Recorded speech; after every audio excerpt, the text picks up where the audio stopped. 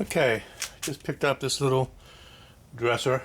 It's made by Martinsville, or American of Martinsville. It's a pretty solid piece of furniture. I can't tell. I think this is a laminate of some sort on the top, but I can't really tell until I start sanding it down. But first thing I'm going to do is remove this hardware. You can't see it. I'll show it to you. And remove this very unattractive, in my opinion, drawer liners. I also have to address this piece right here at some point in time. So, but for right now, I'm just going to get the hardware off. Well, getting this hardware off is easier said than done. Whoever last screwed this stuff in, they put a gorilla grip on this stuff. The Phillips head was not working, so I changed to a flat head, and that wasn't working. I ended up having to do it manually. So it took a moment to get this stuff off. So I'm also pulling out the old drawer liners. I'm going to be replacing them with something that I like a lot better. This first drawer liner came out relatively easy. The rest of them didn't. I didn't show up, but I should have used a heat gun, and on the other drawers, I did use a heat gun. I have a Wagner heat gun that works really, really well to soften up the glue. It allows you to pull this stuff out pretty easily. So I'm cleaning the dresser kind of as I go. I use crud cutter, and since I started on the drawers first, I'm going to get those cleaned up. Do one as I am taking out the drawer liners and taking out the hardware, then I'll clean up the actual drawer itself. So a lot of gunk is actually coming off. I think a lot of it is just the orange kind of bleed through from what's on there, and what I'm not sure what kind of wood this is, but I'm pretty sure this is a veneer on top of this. So get these cleaned up, and then we'll move on. So I'm going to start sanding these drawer tops.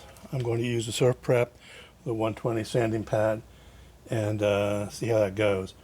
Usually I use my orbital for flat spots, but this isn't all that big, so I'm kind of hoping the SurfPrep will take it off. So I am going to take this down to bare wood. The 120 should do it. I don't really want to have to drop down to an 80 grit. Sorry for the camera going out of focus. I'm not sure what was going on there. But, we'll get this done. This is a veneer on top, and I hope I don't burn through it, but I suspect I will. As I suspected, this is a veneer on top. I burned through it in a couple areas. I was going to paint this anyway, so I'm not too concerned about that.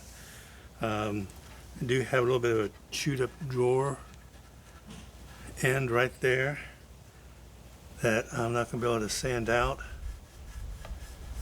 and so I'm going to have to patch that. Otherwise the drawer's in pretty good shape. So wipe this down, get all the dust off, we'll go to the next one. Okay, I'm going to mix some Bondo to fill these holes in the drawers, and also to fix a little edge. It's not quite as bad as it was before I sanded down. And once the Bondo dries, I sanded these drawers with 120, then we'll go back with 180 to 220 and sand them smooth and prepare for painting. So get this Bondo out of here. This can's just about gone.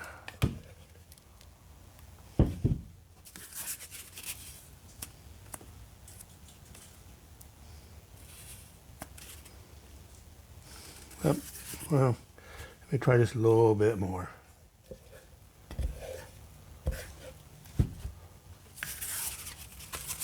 That might be enough.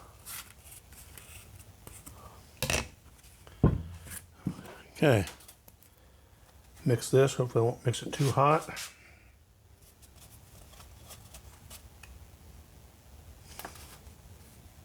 Hopefully there's some in here.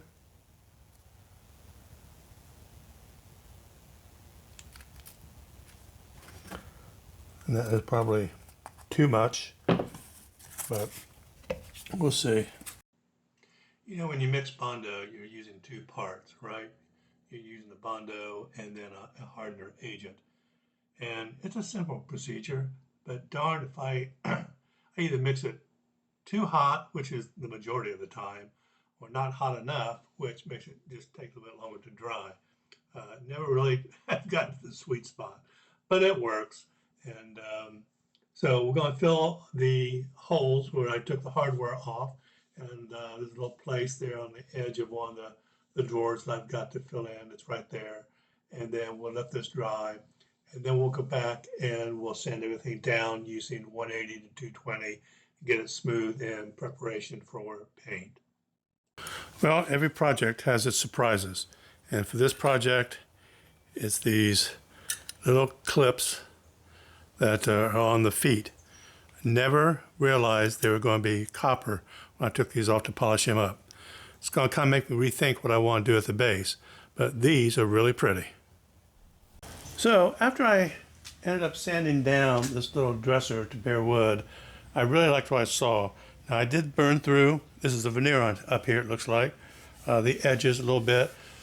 I'm going to try a tan wash and see what that looks like. I was going to paint it black, but if the tan wash looks good, then I'm going to continue. If not, well, I'll just prime over it and paint it black. Well, based on previous experience, I should have known from the get-go that this paint wash was not going to work.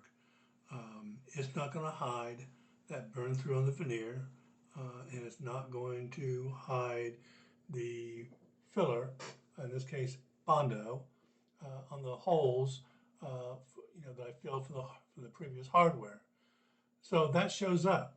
It shows up very starkly. In fact, you can kind of see on the left-hand side of the video where I burned through still, and it's hard to see in the video, but I can clearly see that it's not going to cover the holes that I filled in with Bondo. It's just a different color. So I could have saved myself a lot of work by just not doing this and going straight to paint, which is what I ended up doing anyway. What I have decided to do, though, is I am going to paint wash the base, and I'm going to use a tan wash, and I'm going to do this because I want to, first of all, get rid of the orange. The tan wash will lighten that up and give it, I think, kind of a nice solid surface to apply gel stain later. I'm going to use a Java gel stain, and I think that'll give a nice dimension for the stain in the end.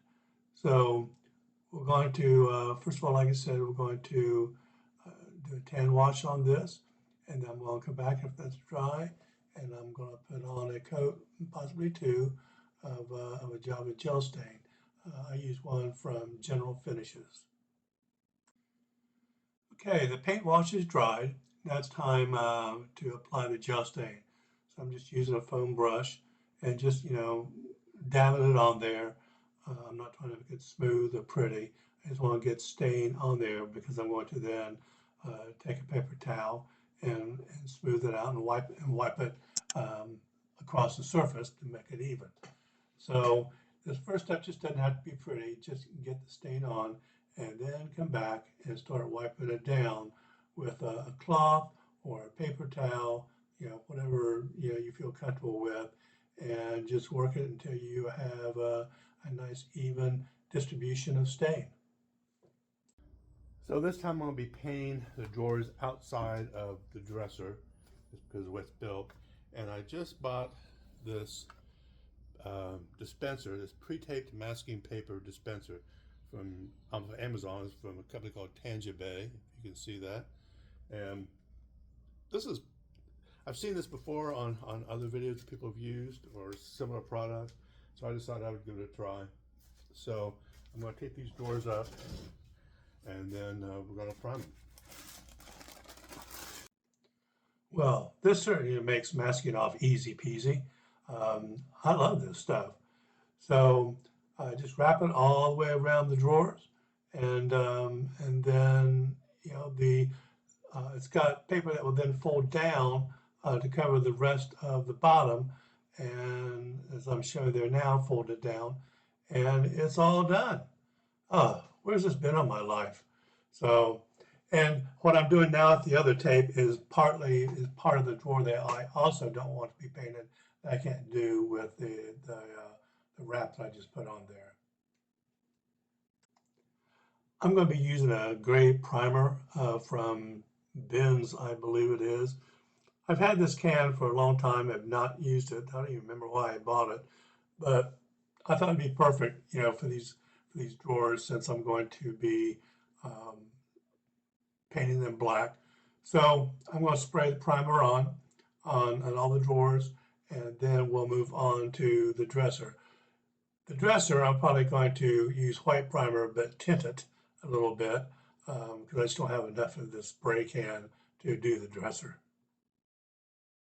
Okay, I got the base of the dresser masked off and the top or the inside's masked off so I don't get any spray inside. I'm going to mix up some primer. When I say mix it up, I'm going to tint it a little bit. Since I'm painting this black, I'm going to tint the primer to make it a little gray, and then we'll be ready to put primer on. By the way, this masking job was done by a professional. Do not try this at home. I've got so many pieces hodgepodge in here. It's kind of funny how it all looks, but it will work. This is why I like painting the dressers with the drawers in. I don't have to do all this, but this time it just kind of lent itself to do it like this. So I'm spraying the first coat of primer on the dresser. It actually ended up taking 2 coats, and you can tell it's a little gray. I tinted it with the black that I'm going to be using to actually spray the dresser in the final, coats. Yeah, so I'm going to put on 2 coats of primer, let that dry, and then I'll be ready to go ahead and apply the black paint. I'm using a color called Tricorn Black and a satin finish from Sherwin-Williams. So the primer is dried, and I am now putting on the first of, as it turned out, I put on 3 coats of black paint on this. I don't know why it wasn't covering as well as I thought it would. I do dilute this paint. I thin it down a little bit, and possibly I thinned it too much. But it's hard to spray this paint without thinning in this sprayer. So it may have been I just diluted it a little too much, but I ended up doing 3 coats. So I'm getting ready to spray the first coat of matte. I leftover paint black in here, and I'm going to mix it up with the matte so I can tint it a little bit. Sometimes over dark colors, the polyacrylic may tend to streak a little bit. So this helps prevent that. Now I hope I have enough. Otherwise I'm going to have to go to Home Depot and get more. That's the end of that can. So hopefully I got enough for 3 coats. And we'll go stir this up. I will be applying 3 coats of the matte polyurethane. Now this is satin finish black I put on, but I'm applying a matte finish on top. It gives it kind of a nice dimension. It's not completely matte, but it works well over the satin, and it gets a little bit more sheen, I think, than just a matte finish, but it ends up looking pretty nice. So I do not dilute at all the polyacrylic. The settings I use on this Wagner sprayer is I set the air pressure to 2, and on the flow control, when I have it all the way in, I turn it then 5 turns, and that seems to work pretty good for me. So, when you do spray and you start spraying different materials, I keep notes on what the settings are. That way it's a good starting point the next time that I get ready to spray using the same material. Okay, I'm going to do just a quick tutorial on how I put drawer liners in drawers. I don't do this every time, and the drawer bottom's really nice, and these aren't all that bad, actually. But I am going to line them anyway. And there are two schools of thought on how to do this. One, you measure and pre-cut the liner so that it fits exactly. The pros of that is that it's certainly easier to get the paper down in the drawer since it's the exact cut. But the cons is if you miscut it all, or if the drawers are slightly out of alignment, which I have found before, not often, but I have found that your paper, will not fit exact. I don't do that approach. I cut the paper a little bigger than the drawer. In the case of the paper I'm using this time, it is just big enough, just slightly bigger than the drawer width. So all I got to do is cut a length. Sometimes I have to cut both. You do waste a little, but even if you pre-cut, you're going to waste some anyway because you're going to cut off some that you're never going to be able to use for anything. By not pre-cutting, the pros are that I can get an exact fit once I've got the paper in the drawer. The cons are it's harder to get the paper in because it's bigger than the drawer bottom. So you kind of have to maneuver it a little bit and get it in there. And then once it's in and flat, I take this, this big putty knife, I guess is what it is, smooth it out, and then I cut it with doing around the edges. I cut the liner with a sharp razor blade. I use, where is it? It's around here somewhere. I use a blade, a little tool that I guess I better find it. I'm going to have to use it here in a minute. That makes it kind of nice to cut, and so I get an exact cut that way. So that's the way I do it, and I'm going to show you what I do. I got to find my little knife though. Found it. So the first thing I got to do is measure I'm just going to do it on the outside, that way I have a little bit of room. It's 31 inches wide, so I'm going to take my paper, we'll roll it out here, and screws, I'm putting knobs on here too, and it's going to be 31 inches long. Luckily this paper's nice. It's got a grid on here, so I don't have to get out a ruler or anything. I can just measure this off. Let's see here, 31 inches, and then cut along an edge here. So actually I'm going to clean this edge up so I got an exact place to measure from. It's rough anyway. Again, we're going to lay the paper out. It's on the edge so it doesn't go away. We'll measure down 31 inches. Let me see if I can get this camera a little higher. That might be a little bit better.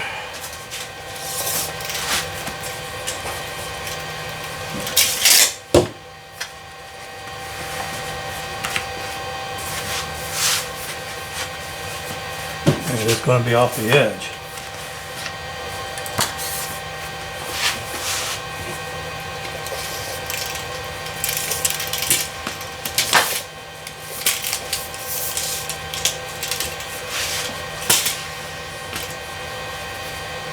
So, looks like this grid underneath, I can't see it. I found the grid line.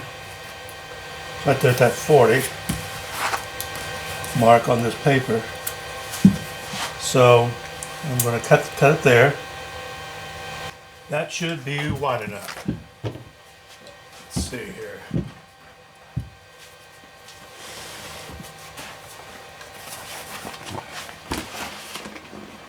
And it is, I don't have a lot of room to work with. So, I do take all this off at once. It's kind of a wide drawer, so I hope I don't mess this up.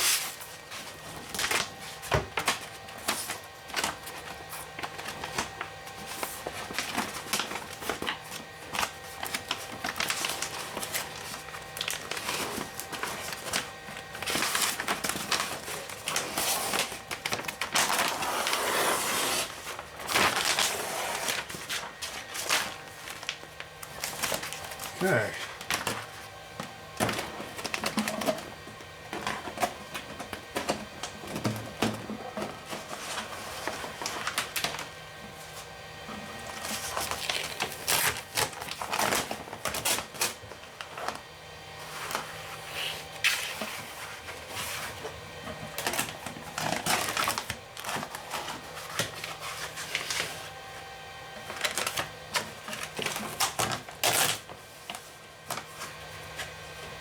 All right, so you now just get out the bubbles here.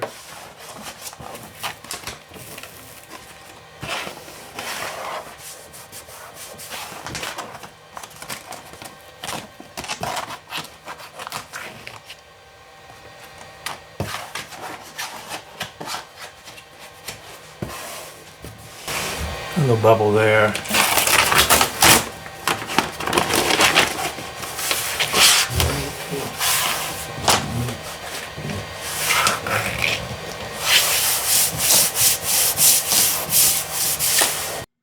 So you have probably noticed that I have pulled this paper up and then laid it back down several times.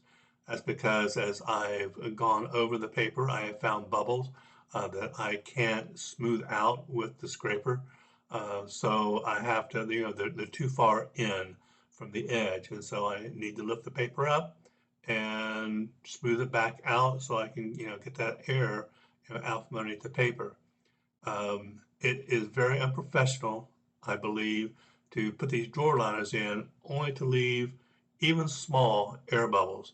It just, in my opinion, just looks horrible and it just diminishes the work that you're trying to do. So if you're going to do it, you might as well do it right.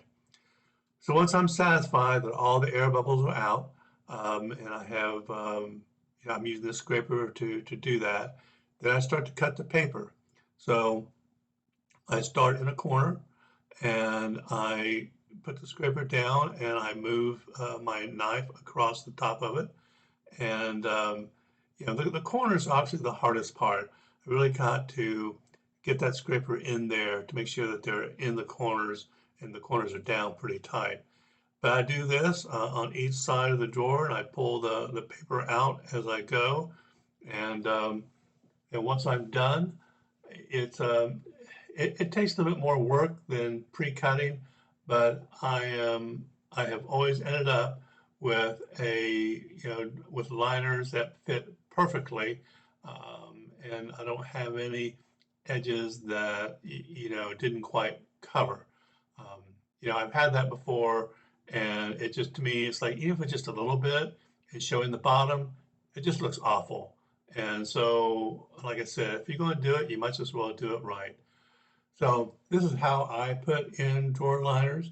And of course, again, like I said, the other way is you can pre-cut, but do it this way, I know that the drawer liners are going to look professional and fit exactly perfect when I'm done.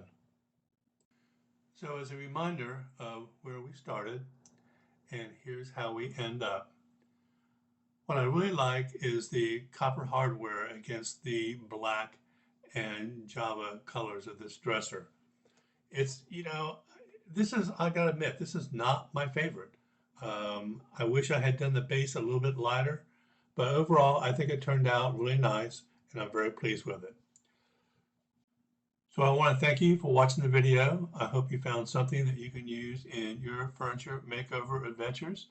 And if you like what you saw, please subscribe. I would really appreciate it. And we will see you on the next furniture flip from the next season.